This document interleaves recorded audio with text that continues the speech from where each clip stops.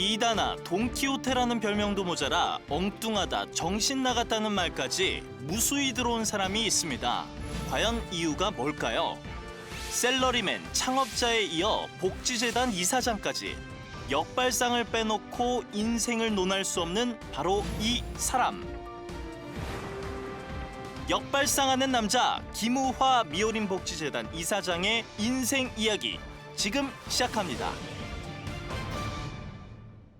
네, 이 성공하는 사람들을 보면 정말 남다른 점이 꼭 있어요. 그래서 자신에게 그런 면이 있다는 걸 어떻게 아는지 참 궁금합니다. 네, 그러니까요. 저도 그게 정말 궁금한데요. 오늘 모신 주인공의 남다른 능력은 역발상이라고 합니다.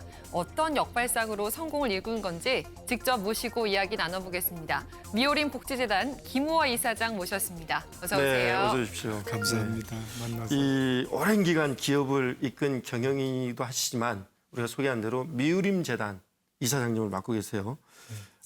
그런데 별명이 이단하다. 저는 어떤 업무 시작부터 좀 무모하고요. 네, 때로는 엉뚱한 면도 좀 있는 것 같고요. 사실은 제가 호기심이 굉장히 많습니다. 네, 늘 어떤 사물을 본다든가 어떤 얘기를 나눴을 때 캐션 마커를 지니고 보죠. 그래서 업다운 싱크에서 생각과 사고를 모두 거꾸로 뒤집어서 생각하고 판단하는 그런 면이 좀 있습니다. 그 이기가 닫혔을 때는 정면 돌파다. 정면 돌파를 합니다. 우리 유명한 축구 선수 뭐 펠레나 마라도나 메시 등등도 최고의 고급 전략이 공격이거든요. 저도 사실 선팅 이 시장에 대해서 잘 몰랐지만 네, 우왕좌왕 충돌하고 네. 막 휘짓고 다니다 보니까 뭐 또리또는 이단하라고 아마 보는 분들이 그렇게 폄하지 않았을까 네. 그런 생각을 갖고 있습니다. 네, 그러면 어떻게 우왕좌왕하다가 역발상을 했는지 자세히 보도록 하겠습니다. 첫 번째 주제입니다. 셀러리맨에서 창업자로. 이 잘 나가는 대기업 셀러리맨이었어요. 그러다가 내가 갑자기 창업을 결심하게 돼요. 뭐 특별한 계기가 있었나요? 특별한 계기는 없었고요. 네. 갑자기 나를 한번 뒤돌아봤으면 좋겠다는 생각이 들더라고요. 그래서 아무 생각 없이 사표를 던졌죠. 네, 그때가 몇 살이었죠? 확실하게는 모르겠습니다. 한 넷. 네, 그 어려운 결정이거든요. 직장을 가족들이 그렇죠. 계시니까. 그리고 대기업에서 네. 19년 다니는 직장을 그만둔다. 이거 쉽지 않은 결정이었을 것 같은데. 예, 저는 뭐 남달리 옛날에 성장기가 어려웠기 때문에 네. 회사 다닐 때도 제일 아침에 일찍 출근하고 제일 늦게 퇴근하는 그런 남자였는데 제가 회사에서 너무 많이 일을 했다고 스스로 생각을 네. 했고 그런 참에 좀 어려웠던 후배가 자기 사업을 좀 인수해달라고 그래서 여러 번의 요청을 해서 그 요청을 하면서 이거 뭐 큰 돈 되는 것도 아니고 그렇다고 해서 아주 손해보는 일도 아니니까 선배님 자기 한번 꼭 살려주세요. 인수해달라고 그래서 제가 인수를 했는데 근데 그게 제 직업이 될 줄 몰랐습니다. 네. 그래서 지금도 그 후배에게 이 자리를 빌어서 감사하다는 생각을 말하고 싶습니다. 새로운 세상을 살게 해줬네요. 네, 네. 감사하죠. 네. 그런데 이 사장님이 업계에 발을 들이신 지 30년 정도가 됐다고 들었는데요. 네. 처음에 창업을 하실 때 네. 썬팅에 대해서 전혀 아는 게 없었다고 그러시더라고요. 네, 그렇습니다. 맞습니다. 네, 누구나 사업을 시작할 때는 시장 조사를 철저히 하는데 네. 저는 완전히 재고를 떠안고 거꾸로 시작을 했죠. 청개구리처럼. 네. 사실은 그 당시만 하더라도 선티란 단어가 아주 생소했던 때거든요. 그럼요. 일부 층만 선택을 했잖아요. 네. 그래서 우리가 서울로 가는 길이 한 길만 있는 것이 아니고 여러 갈래가 있듯이 사업을 시작하면서 시장을 알아가기 시작했습니다. 그러고 나서 시장을 조사해 보니까 그 당시 일본 필름이 시장이 한 70%, 미국 필름이 한 20%, 기타 한 10%였는데 네. 공교롭게도 저희는 이미 4개의 총판이 저희 제품을 팔고 있었고 네. 저희가 제일 후발 업체였습니다. 네. 때로는 그 우리 후배한테 좀 속았다는 느낌도 들고 아, 그러네요. 예. 그럼에도 불구하고 시장 조사를 좀 철저히 해야 되겠다. 네. 그런 생각을 가지고 그 당시는 뭐 예를 들어서 선팅 전문점 이런 게 없었습니다. 네. 주로 뭐 카센터나 길거리에서 하던 시대였는데 음. 선팅을 할 수 있는 가게마다 제가 안 다녀본 데가 하나도 없고요. 네. 또 심지어는 상대 회사에 가서 야 어떻게 하면 물건 좀 잘 팔 수 있을까? 어떻게 아니, 하면 좀 노하우를 그러니까 경쟁사에 가서 그걸 물어보니까 저 또라이 아니야 그랬다면서요? 예 그러니까 똘이라는 소리도 아마 그때 붙여졌지 않았을까 네. 생각합니다. 근데 그 이후에 저한테 이런 얘기가 들려왔습니다. 저 친구는 3개월 아니면 6개월이면은 아마 이 업계에서 사라질 거야. 네. 망해서 그 소리를 듣는 순간에 전 뭐 굉장히 희망이 생겼어요. 네. 장사는 마케팅을 절대로 이길 수가 없다. 그래서 이게 보니까요. 네. 이게 다 경험이 있어서 어. 자신감이 있었던 것 같아요. 이 대기업의 텔레비전 냉장고 파는 특판 부서에서 남다른 역발성으로 또 주목을 받은 사례가 있다면서요. 네 그렇습니다. 특판에 과장대인 걸로 알고 있는데 네. 비서실에서 특급 공문이 비밀 공문이 하나 내려왔습니다. 대통령께서 육해 공군 장군을 모시고 1년에 한 번씩 회의를 하는데 네. 그게 전자제품이 납품되어야 하는데 그 규모가 한 1억 정도였습니다. 네. 당시 큰 규모네요. 네, 그 당시에는 금성사가 S전자보다는 매출이 높았어요. 그 대부분 금성사가 그동안에는 이제 납품을 하게 됐는데 저희가 이제 이번에 같이 경쟁 입찰을 하게 됐는데 사실 1억이라는 돈이 어마어마하거든요. 네. 규모도 규모지만은 들어가서 납품이 되면은 굉장히 큰 홍보 효과가 있거든요. 그렇죠. 특판 과장으로서 야 못 먹어도 고다. 예, 고는 회사에서 욕 먹을 거고 먹어도 욕 먹을 거고 그럴 바에는 한번 사고를 치자. 대부분 이제 입찰을 할 때는 뭐 상사하고 상의를 하는데 S전자의 경우는 과장 중심이어서 제가 사고를 한번 치겠다. 그래서 여러 가지 검토를 해보니까 이런 밑으로 내려갈 수가 없더라고요. 그래서 그래서- 진짜 일원을 쓰셨어요? 네, 가감히 일원을 썼습니다. 하지만 월급제니까 일원에 이제 와서 상사에게 보고를 해야 될 것 아닙니까? 네. 그래서 품위를 잘 써야 되거든요.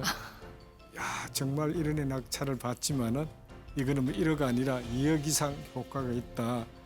잘 만들어서 결제를 올렸더만 저희 상사가 그냥 결제판을 팍 던지면서 너 회사 다 팔아먹을래? 어머. 너 미쳐서? 네. 또 결제를 올려야 되는 아닙니까? 그래서 3번째 올렸는데 똑같은 결과였습니다. 마침 그 소문이 언론사하고 기사가 나서 역전이 됐습니다. 일원 입찰. 이런 입찰. 네.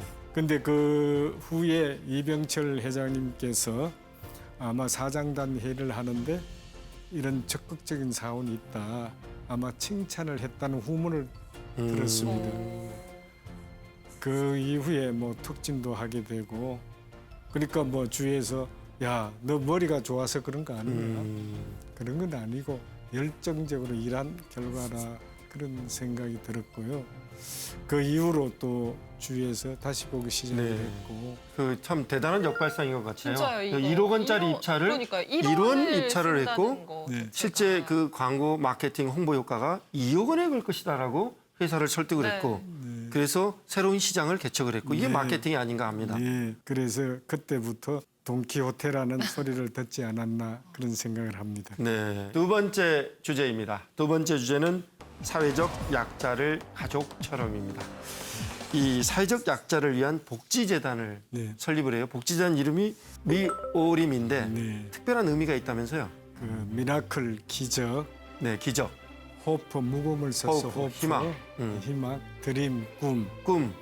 그래서 그걸 뭐 한마디로 설명을 한 미운 오리새끼의 숲. 그럼 지금 미오림 복지재단에서는 어떤 분들에게 도움을 주고 계신가요? 우리가 IQ 42의 장애자, IQ 40 이하 네, 장애, 장애자, 그다음 정신지체 장애자. 정신지체 장애. 예, 한 몇 분 정도? 지금 우리 상주 인원이 한 100명이 조금 넘고요. 네. 지금 포함해서 한 300명 정도 네. 모시고 있습니다. 이 이사장님께서는 이 사업뿐만 아니라 이 재단 운영에서도 역발상을 했다고 하시는데 어떤 아이디어를 냈나요? 뭐 제가 제 사업이 뭐 영원히 잘 되라는 법이 없잖아요. 네. 그래서 어떻게 하면 이 재단이라는 건 나를 거친 이후라도 누군가는 이 재단을 이어가야 되지 않습니까? 네. 그 어떻게 할까 하고 고민하던 중에 야 뭔가 얘들한테 일거리를 마련해주고 조금이라도 자기한테 어떤 수익을 줄 수 없을까 그런 고민 끝에 세탁소를 만들게 됐습니다. 아, 그래서 세탁 마을이 된 거네요. 네, 그래서 한 15억 정도 들었습니다. 네.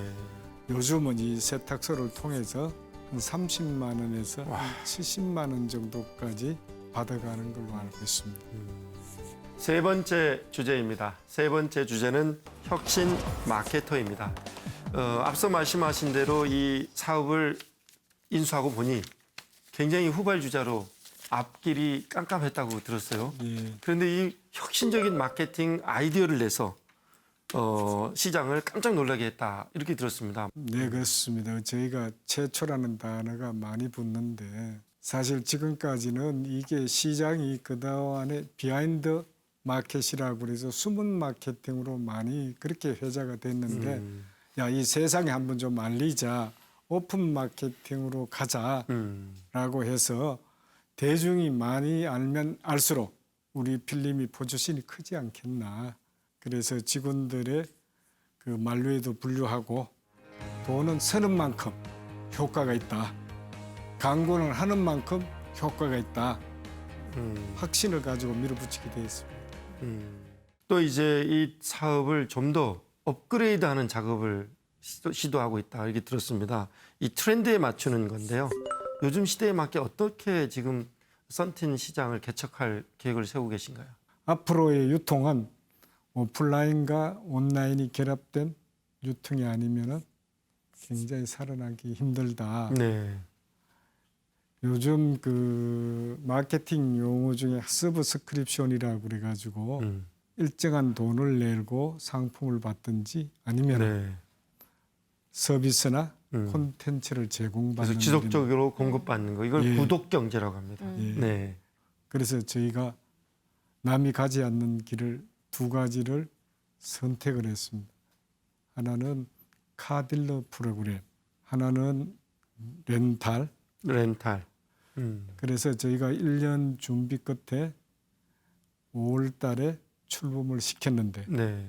영업맨들한테 굉장히 반응이 네. 좋습니다. 그러네요. 복지재단 이사장님 하고 계신데 네. 어떤 기업인으로 좀 기억되고 싶으신가요? 지금도 그렇게 왔습니다만은 앞으로 정말 봉사하고 좋은 일을 하는 사람으로 오래오랫동안 기억되고 싶습니다. 네, 그런 좋은 생각을 가졌으니까 네. 꼭 그렇게 하시리라 믿습니다. 감사합니다. 네, 이 뭐든지 틀에 갇히면 발전하기 굉장히 어렵습니다. 익숙한 게 물론 좋지만 한 번쯤 다른 시도를 해보는 것도 좋을 것 같습니다. 네, 그런 의미에서 저는 오늘 퇴근할 때 좀 다른 길로 네, 가보려고요. 그런 혹시 차별화, 네, 역발상. 귀인을 만날지도 모르잖아요. 네, 그렇습니다.